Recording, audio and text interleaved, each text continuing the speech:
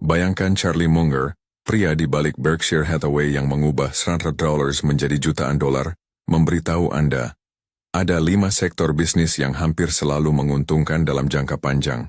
Mau tahu apa saja? Di video ini saya akan bongkar semuanya. Subscribe sekarang untuk strategi investasi jangka panjang yang terbukti menghasilkan. Sebelum kita melangkah lebih jauh, jika Anda tertarik mendalami strategi investasi jangka panjang, subscribe untuk seri ini. Karena kita akan membedah setiap sektor dengan cerita dan logika yang nyata, bukan mitos cepat kaya. Sekarang saya akan memberi gambaran singkat tentang kelima sektor itu.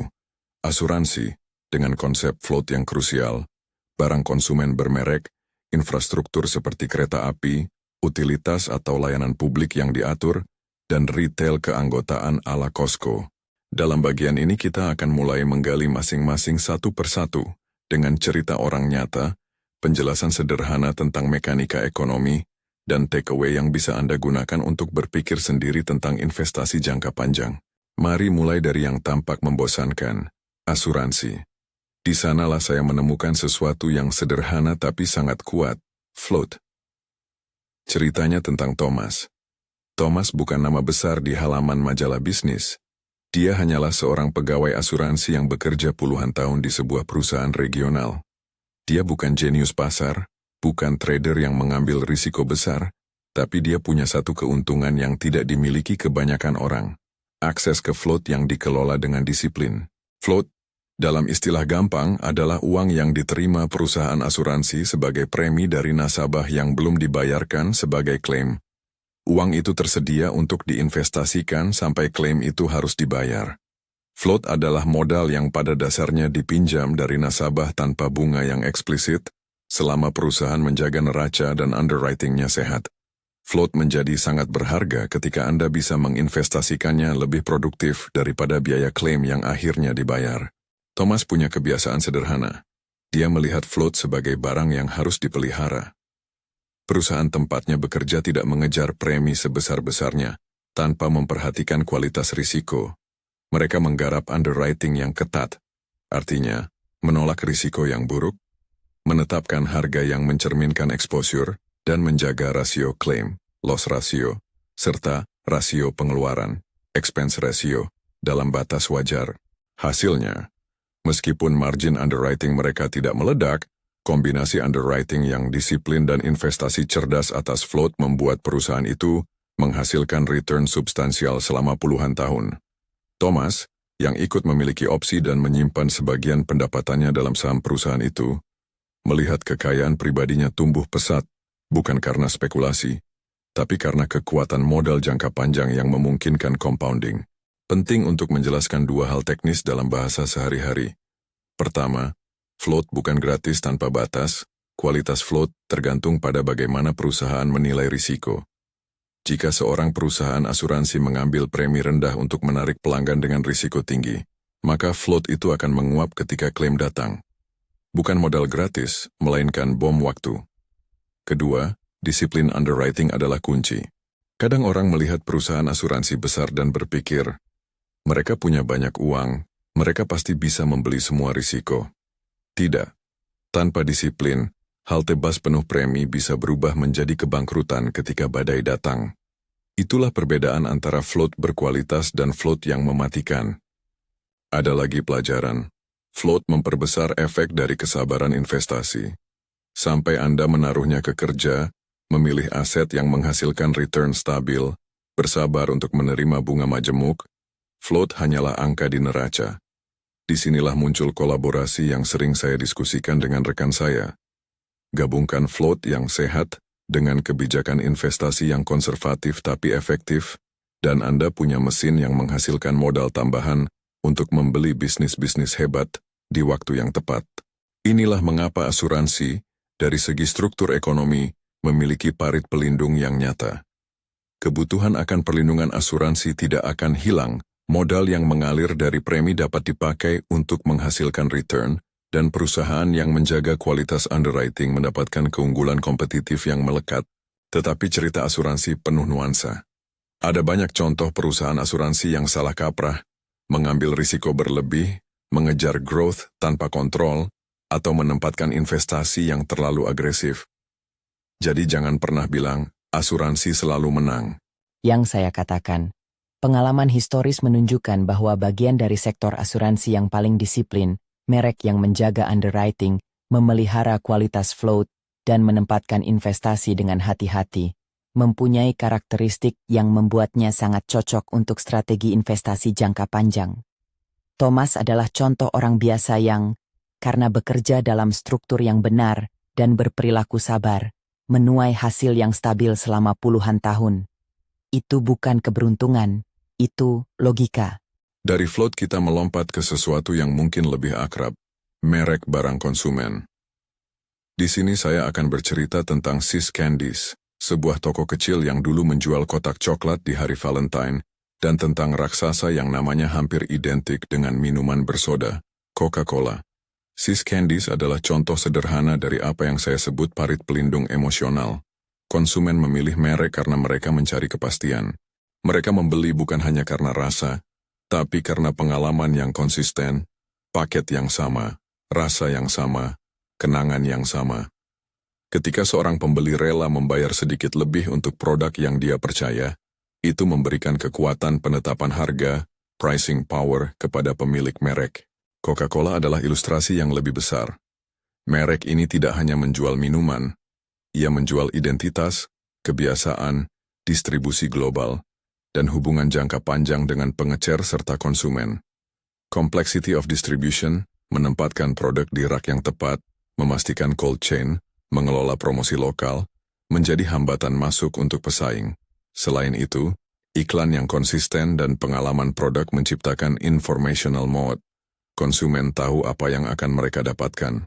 Ini bukan hanya soal selera, ini soal keyakinan. Ketika Anda bekerja seharian dan Anda tahu botol tertentu akan memberikan kepuasan yang sama, Anda bersedia membayar untuk itu. Dan dari sudut pandang bisnis, willingness to pay ini adalah sumber margin yang tahan lama. Sis Candies dalam skala kecil memperlihatkan dua mekanik utama yang juga berlaku untuk merek besar. Kualitas pengalaman berulang dan pricing power yang lahir dari kepercayaan. Ketika pelanggan membeli kotak coklat karena itu tradisi, bisnis itu mendapatkan aliran pendapatan berulang. Merek baik membuat konsumsi menjadi kebiasaan. Kebiasaan adalah salah satu parit pelindung yang paling kokoh karena sulit digantikan. Anda bisa menjual sesuatu yang lebih murah, tetapi mengubah preferensi emosional konsumen memakan biaya waktu dan iklan yang tidak murah. Ada ukuran sederhana yang investor awam bisa pahami, tingkat retensi pelanggan dan margin bruto. Jika sebuah merek mampu mempertahankan pelanggan lama dengan biaya perolehan relatif rendah dan menjual produk dengan margin yang stabil, itu tanda adanya muat. Perusahaan-perusahaan semacam ini juga sering menunjukkan rasio penjualan iklan yang tidak gila. Mereka tidak perlu membakar uang untuk mendapatkan pelanggan baru, karena loyalitas sudah ada. Ingat, merek yang kuat membuat harga menjadi terabaikan dalam pilihan konsumen sampai titik tertentu. Tidak setiap pembelian dilandasi rasional murni. Seringkali ada unsur emosional yang membuat konsumen kembali. Sekarang, sebuah pertanyaan kecil yang sering saya ajukan kepada pendengar. Mengapa banyak orang mengejar teknologi yang mengganggu, sementara mereka mengabaikan barang yang telah terbukti bertahan? Jawabannya sederhana. Teknologi terlihat lebih glamor di cover majalah. Tetapi glamor bukanlah muat. Merek yang sudah mapan, produk kebutuhan sehari-hari, memiliki keunggulan sederhana. Orang terus membelinya, dan volume yang stabil melahirkan margin yang bisa diandalkan. Itu membuat merek menjadi salah satu pilar portofolio jangka panjang yang masuk akal. Mari kita geser ke sektor yang terasa paling fisik dan tak tergantikan, infrastruktur, dengan contoh paling nyata, kereta api. Ketika saya berbicara tentang BNSF, saya tidak berbicara tentang perusahaan yang populer di timeline media sosial. Saya berbicara tentang jaringan rel, perizinan, land acquisition, dan modal yang sangat besar sehingga pesaing baru hampir tidak mungkin muncul. Rel kereta adalah pembuluh darah perekonomian. Mereka memindahkan volume besar barang dengan efisiensi energi dan biaya yang sulit ditandingi oleh moda lain dalam jarak tertentu. Itu memberi kereta api keunggulan biaya pada rute-rute utama, keunggulan yang bukan sekadar narasi, melainkan angka. BNSF menjadi semakin menarik karena efek jaringan. Semakin banyak titik muat dan bongkar yang terhubung, semakin bernilai jaringan itu. Hambatan masuk bukan hanya soal modal fisik, itu juga soal relasi dan kontrak jangka panjang dengan pemasok, depot, dan pelanggan. Untuk membuat jalur baru yang bersaing, Anda butuh izin, tanah yang mahal, dan tentu saja permintaan yang cukup untuk menjustifikasi investasi. Di banyak rute, tidak ada ruang bagi pesaing karena jalur tunggal itu sudah menguasai trafik. Ditambah lagi, skala menciptakan efisiensi operasional yang semakin sulit ditiru. Ini bukan berarti kereta api selalu tak tersentuh. Perubahan teknologi dan regulasi bisa mempengaruhi profitabilitas suatu rute. Pasar barang juga berubah. Namun logika dasarnya tetap, infrastruktur yang padat modal dan memiliki efek jaringan adalah jenis bisnis yang, dalam banyak kasus, meningkatkan parit pelindung seiring waktu. Investasi pada aset infrastruktur yang efisien adalah seperti membeli jalan tol privat yang menghubungkan titik-titik penting perekonomian. Sekali Anda berada di posisi itu, Anda mendapat aliran pendapatan yang stabil dan defensif. Saya pernah menggambarkan infrastruktur sebagai aset yang memaksa lawan untuk menjadi bodoh. Bukan karena mereka tak pintar, tetapi karena secara ekonomik, membangun ulang infrastruktur adalah langkah yang buruk. Biaya masuk begitu tinggi sehingga pesaing baru cenderung memilih jalan lain. Disinilah Berkshire melihat nilai, bukan karena glamour, melainkan karena keteguhan fungsi tersebut dalam ekonomi real. Jaringan yang ada memberi perusahaan seperti BNSF pricing power tertentu pada segmen tertentu, dan karena barang-barang berat harus dipindahkan, permintaan jangka panjang cenderung stabil. Sampai di sini Anda mungkin mulai melihat benang merah. Float di asuransi memberi modal, merek memberi pricing power, infrastruktur memberi hambatan masuk dan efek jaringan. Ketiga elemen ini merajut pola yang sama, menciptakan keuntungan berulang dari struktur dasar bisnis bukan dari tren jangka pendek. Namun ada dua sektor lagi yang patut kita pelajari, karena mereka menambah dimensi berbeda pada konsep parit pelindung. Proteksi regulasi yang datang dengan utilitas, dan model bisnis keanggotaan yang mengubah hubungan pelanggan menjadi pendapatan berulang. Sebelum kita menyelam ke sana, ada satu hal kecil yang ingin saya tandai. Banyak investor salah paham memandang margin yang besar sebagai tanda pasti dari MOAT. Tidak selalu. Margin bisa tinggi karena momentum sementara atau faktor siklikal. MOAT sejati adalah sesuatu yang tahan ketika badai datang, dan seringkali MOAT itu membentuk margin yang stabil, bukan margin yang melonjak karena hype. Mari kita taruh sedikit jeda pemikiran di sini. Jika Anda menjadi investor yang sabar, Anda harus belajar membaca bukan angka semata, tetapi alasan fundamental di balik angka itu. Jangan tergoda oleh cerita cepat yang menjual skenario terbaik. Kekuatan jangka panjang muncul dari bisnis yang memiliki alasan struktur untuk bertahan. Entah itu float yang terjaga, merek yang dicintai, atau jaringan fisik yang tak tergantikan. Di bagian berikutnya saya akan membawa Anda masuk ke dua sektor terakhir, yang saya anggap sebagai pilar investasi jangka panjang. Utilitas yang diatur dan retail keanggotaan. Di sana terdapat kombinasi unik antara kepastian pendapatan dan hubungan pelanggan yang memaksa Anda untuk memikirkan investasi dalam cara yang berbeda. Lebih seperti menanam pohon daripada berjudi pada petir keberuntungan.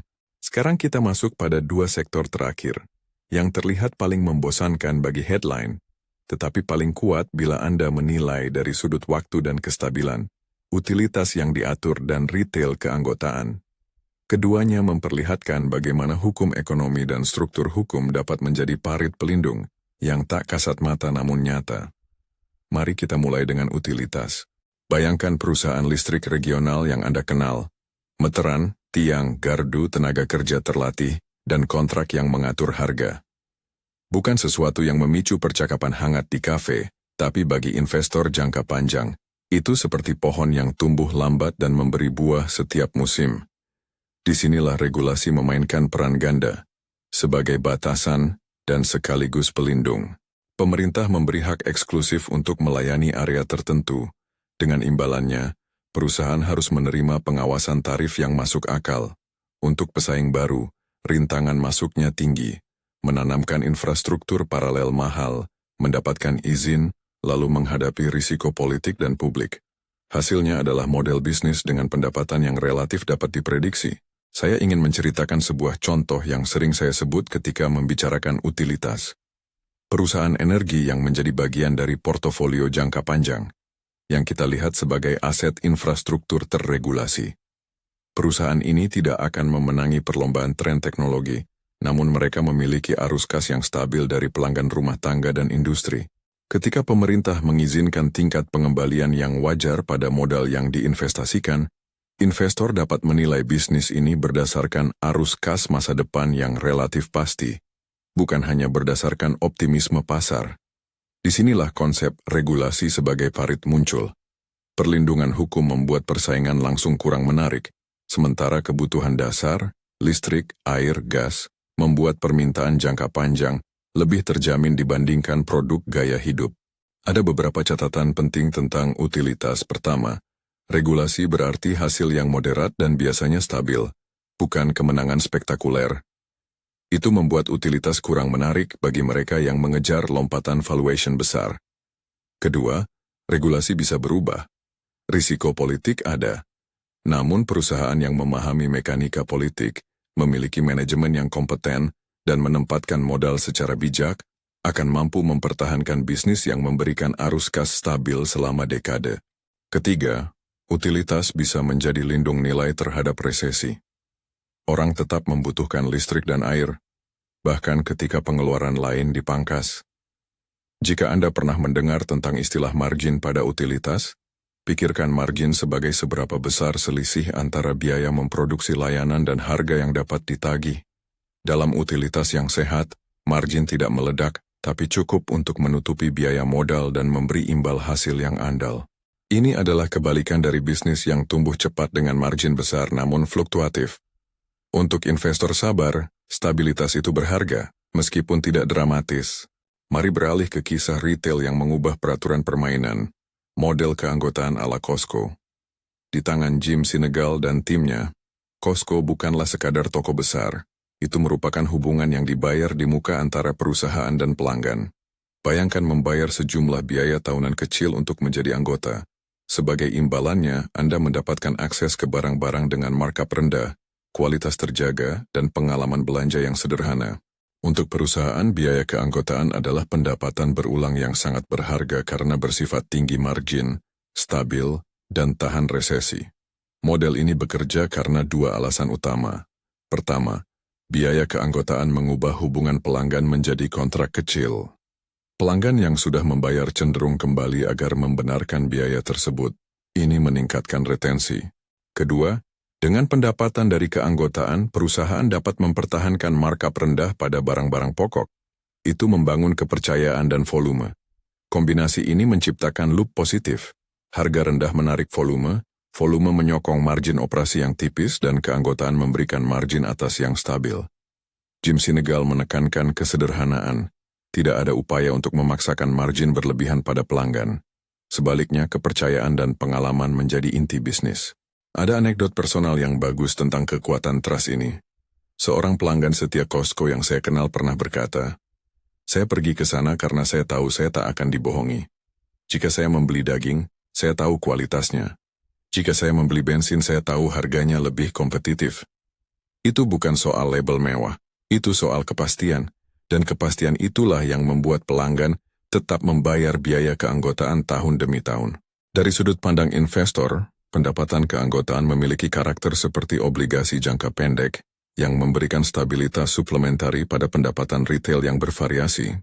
Sekarang setelah menelusuri kelima sektor, asuransi, float, merek barang konsumen, infrastruktur kereta api, utilitas yang diatur, dan retail keanggotaan, kita mencapai inti dari apa yang saya temukan selama 6 dekade lebih memperhatikan bisnis. Ada prinsip-prinsip dasar yang mengulang dari satu sektor ke sektor lain. Ini adalah 5 prinsip yang menjelaskan mengapa sektor-sektor ini memiliki kemungkinan lebih besar untuk bertahan dan menguntungkan dalam jangka panjang. Perhatikan baik-baik, ini bukan hanya teori, melainkan pola yang muncul berulang kali. Pertama, monopoli atau pricing power. Bukan monopoli absolut seperti pemerintah, melainkan monopoli yang cukup, kemampuan untuk menetapkan harga sedikit di atas biaya sehingga menghasilkan margin di atas rata-rata. Harga ini tidak perlu tinggi, Yang penting adalah bahwa harga tidak mudah dipotong oleh pesaing. Contoh, merek terkenal yang bisa menaikkan harga sedikit tanpa kehilangan pelanggan, atau kereta api yang menguasai rute utama sehingga bisa menagih tarif yang mencerminkan keunggulan efisiensi. Kedua, merek sebagai parit emosional. Merek bukan sekadar logo, itu adalah janji yang deep air villain berulang kali. Merek membangun kebiasaan dan kepercayaan. Seseorang yang membeli Coca-Cola bukan hanya membeli gula dan gas, dia membeli pengalaman dan kenangan.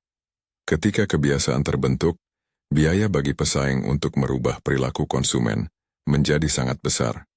Itu adalah moat yang sulit diukur dengan angka sederhana, namun nyata dalam penjualan berulang dan keloyalan. Ketiga, bisnis yang melayani kebutuhan dasar atau memiliki utilitas intrinsik, makanan, energi, transportasi pokok, cenderung lebih tahan guncangan. Ketika ekonomi melambat, konsumsi barang mewah terpangkas, tetapi kebutuhan dasar tetap ada.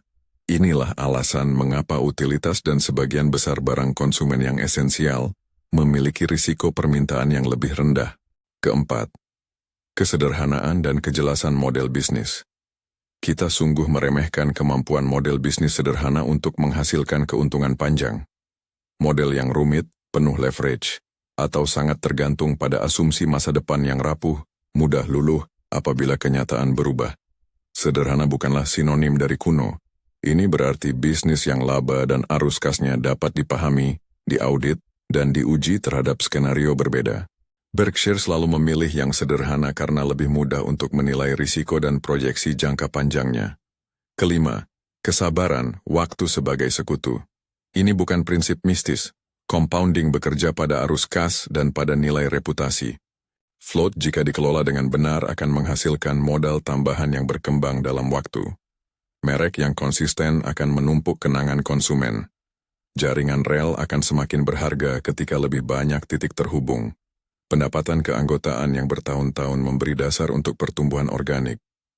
Kesabaran mengubah keunggulan struktural menjadi kekayaan real. Tanpa kesabaran, moat hanya menjadi harapan. Di antara kelima prinsip ini ada juga pemahaman penting tentang valuasi. Moat bukanlah lisensi untuk membayar harga berapapun. Bahkan bisnis yang hebat dapat menjadi investasi yang buruk jika Anda membayar terlalu banyak. Disinilah istilah rasio harga terhadap pendapatan, price to earnings PE, atau nilai relatif lainnya masuk. Sederhananya, PE adalah ukuran berapa banyak investor bersedia bayar untuk setiap rupiah laba. Jika Anda membayar terlalu banyak per rupiah laba, margin keamanan Anda menyusut dan risiko Anda menanggung kegagalan dalam proyeksi pertumbuhan naik. Jadi, hati-hati. Memilih sektor yang benar hanyalah langkah pertama. Masuk pada harga yang wajar adalah langkah kedua yang tak kalah penting. Satu lagi hal yang sering saya ulang, jangan membingkai investasi sebagai perjudian. Investasi adalah pengamatan sistematis tentang dunia. Jenis bisnis apa yang tahan, mengapa mereka tahan, dan berapa harga yang pantas untuk hak atas arus kas masa depan mereka.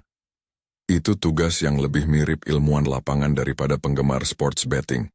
Jika Anda terus mencari sensasi pasar hari ini, Anda mungkin melewatkan kekuatan sederhana dari compounding yang berlangsung selama 3 atau 4 dekade. Mari saya berikan beberapa pengingat praktis, takeaway yang bisa Anda simpan dan gunakan ketika menilai perusahaan. Tanyakan pada diri sendiri, apakah perusahaan ini memiliki kemampuan untuk mempertahankan harga sedikit di atas biaya? Jika ya, dari mana asalnya? Merek, regulasi, jaringan, atau model keanggotaan? Periksa retensi pelanggan. Angka retensi yang tinggi seringkali menjadi sinyal muat emosional atau manfaat nyata. Baca laporan operasional. Lihat margin bruto dan bagaimana margin tersebut bertahan selama siklus ekonomi. Margin yang stabil lebih berharga daripada margin yang sesekali melesat. Lihat struktur industri. Apakah ada hambatan modal yang tinggi? Apakah regulasi melindungi pemain yang ada? Evaluasi manajemen. Apakah mereka berperilaku disiplin, mengutamakan kualitas underwriting untuk asuransi, atau mempertahankan standar produk untuk merek? Sebuah parit bisa dirusak oleh manajemen yang ingin mengejar keuntungan cepat. Ingatkan diri Anda, waktu memperdalam moat. Seberapa lama bisnis itu telah menunjukkan konsistensi? Waktu adalah penguji terbaik. Kembali sejenak ke contoh yang kontras agar maknanya makin nyata. Ada dua perusahaan yang waktu lalu dianggap tak tergantikan, lalu menghadapi perubahan fundamental. Kodak dan perusahaan-perusahaan lain yang gagal menyesuaikan diri ketika teknologi mengubah lanskap. Mereka memiliki kapasitas, merek, dan bahkan posisi pasar pada masanya, namun ketika kebiasaan konsumen berubah dan perusahaan tidak mempertahankan kualitas penyesuaian, moat mereka terkikis. Ini menggarisbawahi satu lagi pelajaran. Moat itu bukan warisan yang otomatis. Ia perlu dipertahankan. Anda tidak bisa duduk tenang dan berharap parit akan tetap dalam. Kompetitor atau perubahan teknologi bisa menipiskan itu jika perusahaan tidak adaptif atau terlambat merespons. Namun kontras itu bukan untuk menakuti, melainkan untuk menunjukkan. Moat yang bertahan adalah kombinasi faktor struktur, eksekusi manajerial, dan waktu. Perusahaan seperti Coca-Cola menampilkan bagaimana merek yang dikelola dengan baik dan distribusi yang kuat dapat bertahan di tengah perubahan. Perusahaan asuransi yang menjaga underwriting akan tetap memiliki float berkualitas. Kereta api dan utilitas menunjukkan bagaimana modal fisik dan regulasi menciptakan hambatan masuk yang nyata. Retail keanggotaan memperlihatkan bagaimana hubungan berbayar mengubah perilaku pelanggan menjadi arus kas berulang. Sekarang mari kita bicara soal apa yang harus Anda lakukan dengan pengetahuan ini. Praktik sederhana yang dapat Anda terapkan tanpa harus menjadi trader harian atau mempelajari model valuasi kompleks dalam semalam. Pertama, mulailah dengan membaca bisnis, bukan grafik. Pelajari bagaimana perusahaan menghasilkan uang, siapa pelanggannya, dan apa yang membuat pelanggan itu kembali. Kedua, pikirkan jangka waktu. Jika Anda tidak siap untuk menahan sebuah kepemilikan selama 5 hingga 20 tahun, cari strategi lain. Ketiga, hargai kesederhanaan. Jika Anda tidak mengerti dari mana keuntungan perusahaan berasal, jangan masuk. Keempat, jadilah skeptis terhadap hype. Teknologi baru bisa hebat, tetapi bukan semua teknologi menciptakan muat ekonomi. Banyak hanya mengubah cara melakukan sesuatu, tanpa menambah keuntungan jangka panjang yang signifikan. Kelima, berlatihlah menilai risiko manajemen. Perusahaan yang pelit terhadap pengembalian modal atau yang bersikap oportunistik terhadap pelanggan biasanya merusak muat mereka sendiri. Ada juga filosofi personal yang saya pegang. Investasi bukan sekadar cara menambah saldo rekening. Ini adalah latihan karakter. Ia mengajarkan Anda kesabaran, kerendahan hati, dan kemampuan menerima ketidakpastian. Ketika Anda memilih bisnis yang Anda pahami, dan kemudian bersabar membiarkan keunggulan itu bekerja, Anda juga melatih kebiasaan yang berlaku di kehidup, menghargai proses daripada hasil instan. Sebelum kita menutup, saya ingin menegaskan kembali klaim yang menjadi poros pembicaraan ini. Sesuatu yang berani terlihat dari judul. Berdasarkan pengalaman panjang dan logika fundamental, ada 5 sektor yang cenderung memberikan keuntungan berkelanjutan dalam jangka panjang. Pernyataan itu harus dipahami dalam 2 syarat penting, menurut pengalaman historis dan berdasarkan logika struktural. Saya tidak mengatakan pasti untung, itu mustahil dan berbahaya untuk diklaim.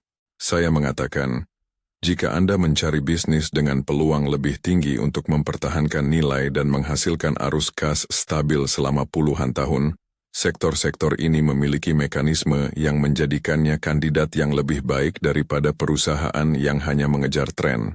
Akhirnya pesan yang mungkin paling penting dari 99 tahun pengamatan saya. Carilah parit pelindung Anda sendiri. Itu bisa berupa usaha kecil yang Anda jalankan dengan integritas dan pelanggan yang setia. Itu bisa berupa pekerjaan di perusahaan asuransi yang memahami underwriting. Itu bisa berupa investasi di perusahaan yang Anda pahami mekanika ekonominya. Parit itu tidak muncul dalam semalam. Ia terbentuk dari kombinasi kualitas produk, hubungan dengan pelanggan, struktur industri, keteguhan regulasi, dan, yang tak boleh dilupakan, waktu. Jika ada satu kebajikan yang harus Anda latih sebagai investor, itu adalah kesabaran. Waktu bukan musuh, ia adalah mitra. Ketika struktur bisnis mendukung arus kas yang konsisten, compounding, baik pada modal keuangan maupun pada reputasi merek, akan bekerja untuk Anda. Tapi itu membutuhkan disiplin, pemahaman, dan pengendalian diri. Jangan biarkan sensasi pasar memaksa Anda melelang masa depan untuk keuntungan singkat. Terima kasih telah mendengarkan pembahasan panjang ini tentang rahasia investasi yang saya pelajari. 5 sektor yang menurut pengalaman historis dan logika fundamental cenderung bertahan. Asuransi dengan float berkualitas, merek barang konsumen, infrastruktur seperti kereta api, utilitas yang diatur, dan retail keanggotaan. Jika pembahasan ini memberi Anda kerangka berpikir baru, saya harap itu menjadi dasar untuk keputusan investasi yang lebih tenang dan lebih rasional. Jika video ini membantu Anda berpikir berbeda tentang investasi jangka panjang, berikan like, bagikan kepada seseorang yang sedang belajar investasi, dan subscribe untuk mendapatkan lebih banyak konten serupa. Periksa deskripsi untuk sumber-sumber yang saya gunakan, dan bacaan lebih lanjut bila Anda ingin menggali setiap sektor lebih dalam. Cari parit pelindung Anda, latih kesabaran dan biarkan waktu bekerja sebagai sekutu.